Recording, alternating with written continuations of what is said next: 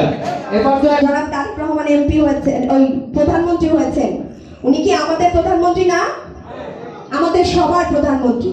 হয়তো আমরা এখানে, আমি তো তাকে ভোট দেই নাই, হয়তো আমরা এখানে তাকে ভোট দেই নাই, কিন্তু সংবিধান অনুযায়ী, নিয়ম অনুযায়ী তিনি আমার প্রধানমন্ত্রী, তাই না? এবং আমার প্রতি দায়িত্ব পালন করা তার কর্তব্য। আপনি যদি দাঁড়িপাল্লায় ভোট দিয়ে থাকেন, হাত পাখায় ভোট দিয়ে থাকেন, আপনার প্রতিও দায়িত্ব পালন করা প্রধানমন্ত্রীর কর্তব্য। কিন্তু বাংলাদেশে কি এই কালচার আছে? নাই। কি আছে? যে ধানের শীষে ভোট দেয়, ওই খাবি খা এক বস্তা চাউল একটা আসলে তারই আমরা সেটা পৌঁছাই দেই, তাই না?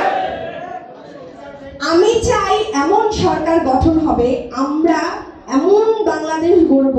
আমি যদি এই উপজেলায় যদি কখনো নির্বাচিত হই, আমাকে যারা ভোট দেয় নাই তাদেরকে আমি আগে সেবা দিব, ঠিক না? মানুষ যখন মায়ের কাছে প্রতিবেশীর বাচ্চাটা রাইখা যায়, তখন নিজের বাচ্চার চেয়েও প্রতিবেশীর বাচ্চাটা খোঁজ বেশি রাখে, কারণ কি এটা দায়িত্ব। ইসলামে রাষ্ট্রপ্রধানদের প্রতি সমানভাবে, ইনসাফের কথা বলে না, সমান দায়িত্ব। সে ধানের শীষের কর্মীদের যেভাবে দেখবে, দাঁড়িপাল্লার কর্মীদেরও সেভাবে দেখবে, এনসিপির কর্মীদেরও সেভাবে দেখবে। কিন্তু এই প্রচলন বাংলাদেশে নাই, এগুলো বাংলাদেশে হয় না।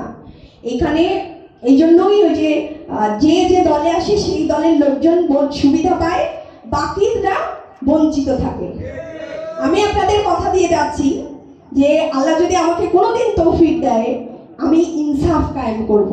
যে ইনসাফের কথা হাদি বলে গেছে, আমি কারো বাড়ির ধারে রাস্তা কিংবা আমার বাড়ির ধারে কি হলো এটা আমি আগে দেখব না। আমি আগে দেখব যে কে আসলে পাওয়ার যোগ্য। সে যদি ধানের শীষের হয়, আমি তাকে তার প্রতি ইনসাফ করব, ঠিক না? এটাই হচ্ছে নিয়ম।